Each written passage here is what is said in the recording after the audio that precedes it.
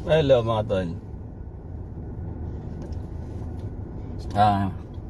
May natanong sa akin, mahirap ba daw maging millwright sa Canada? Simple lang yung tanong, pero ang sagot ko hindi madali. Hindi siya madali nung una, hirap na hirap ako. Hindi naging madali yung buhay ko dito kasi, pero hindi ako nagrereklamo ha. Gustong-gusto ko dito. Kasi pagdating ko dito, kasi galing akong power plant sa Pilipinas, wala akong experience sa power plant sa construction, wala akong experience sa manufacturing. Pagdating ko dito, yung planta namin, paggawaan ng mga parts ng sasakyan, madalas ko marinig yung bago lang ako ha, yung sasabihan ako, natatanungin ako ng may lisensya ka ba? Hindi naman kilala ng gobyerno kung sinong diyan ng yung millwright. Walang, kumbaga, tayo lang sa ganitong field na nakakaalam kung ano yung millwright.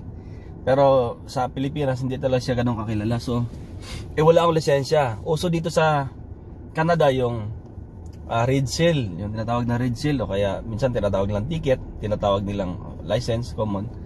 So lahat sila meron, halos. Parang ako lang ata wala. So ganun no. Doon sa planta namin parang ako lang. Pero sa ibang planta meron din yung mga kasabay ko. Tapos doon sa tanong kung mahirap ba maging millwright sa Canada,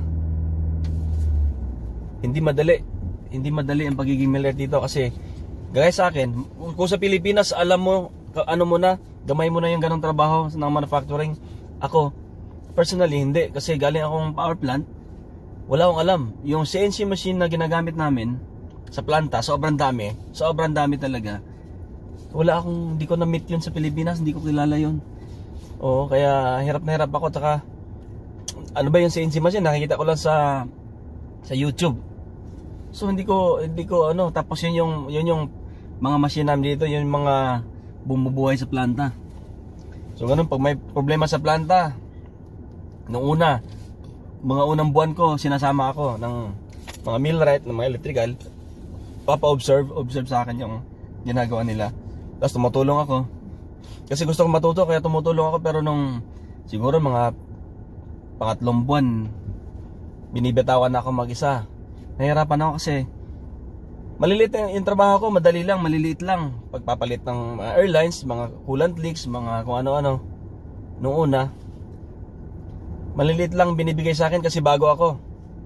Pero hindi siya ganun kadali kasi pag ginagawa mo yon, may mga pinipindot pa doon sa HMI, automated, naka-automation yung planta. Also may mga robot, may mga kung ano-anong sensor, may mga kung ano-anong mga interlock sa buong linya. So ganun, nahirapan ako, pero bandang huli natuturuan naman ako. Tapos ng mga anim na buwan ko, may nag-resign na millwright kasi uso dito yung partner yung sa Continental Shift. Kung narinig nyo na yung Continental, isang Filipino na mahusay, talagang veterano na sa bakbakan, magaling, nag-resign yung partner niya kasi lumipat sa ibang kumpanya. So Filipino siya. Ang ginawa ko, nag-request ako doon sa supervisor na kung pwedeng i-partner ako kasi alam ko marunong siya, sobrang galing niya. So ang ginawa ng supervisor, umukay naman siya, pinartner ako doon. Marami akong natutunan talagang, tsaka hindi siya madamot, talagang tinuturuan niya ako lahat ng alam niya, tinuturo niya. Kaya naging gamay ko na yung hindi na ako masyado nahirapan. Pero yung una na nahirapan ako, hindi ibig sabihin doon na sumusuko ako. Kumbaga nahirapan ako pero excited akong pumasok kasi gusto ko matuto talaga. Ang kaibahan lang sa akin, makapal yung mukha ko pag hindi ko alam, nagtatanong ako kasi iniisip ko, pag hindi ka nagtanong tapos nagmamagaling ka doon sa area, pag nakadisgrasya ka doon, mamamatay yung buong linya. Ang ginagawa namin, pag may work order, yung pangalan mo nandun sa whiteboard, kung saan area ka, anong ginagawa mo. Ngayon, ang ginagawa ng mga iba, pag wala silang trabaho, nakita nilang pangalan mo doon sa board, pupuntahan ka nila, tutulungan. Ganon yung nangyari sa akin.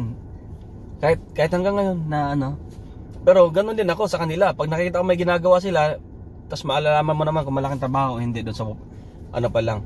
So ang gagawin mo, tutulungan mo rin. Kumbaga, kung may tinanim kang maganda doon sa kapwa mo, may gaganti din sa'yo. Ganun lang. Galingan mo lang yung pakikisama mo.